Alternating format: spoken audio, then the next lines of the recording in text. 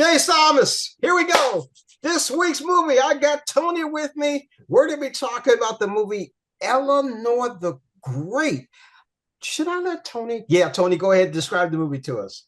Look, it's a deeply intimate and moving film about grief and friendship, and it follows a woman who lost a longtime best friend, and it centers around the story of a Holocaust survival story. And it really just is more about there's deception involved. There's the bond of friendship that I spoke about, but it really is just a beautiful film that centers around June Squibb and Aaron Kellerman, and they are just honestly a delightful duo. They are very delightful. June is surprising a lot of people. When did she start acting? At the age of 70? Was Mhm. somewhere in there. Definitely. And she is just blowing things up right now.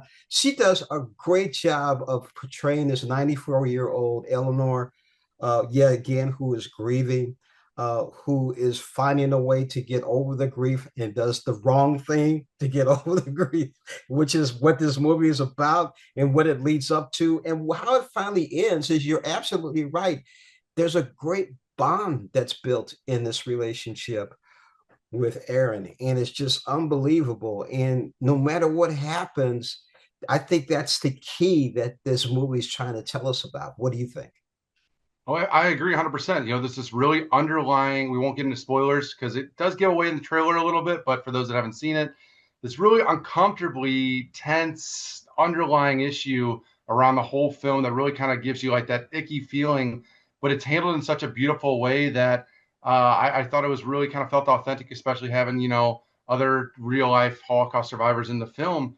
But it just really shows that bond of friendship and how, the longer it grows and the stronger it is, the more unbreakable it is, even in death. What's really interesting is this is written and directed by Scarlett Johansson.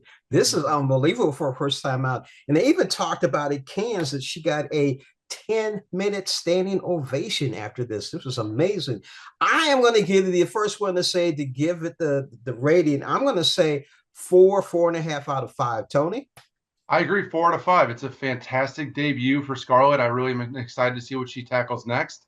It honestly is more emotional than you might be expecting. So bring tissues if you cry during films. But and he didn't get a lot to do, but I love Chiwetel Ejiofor in this because in his scenes he is very very impactful as well. But no, this is a very strong film that I hope people do go see.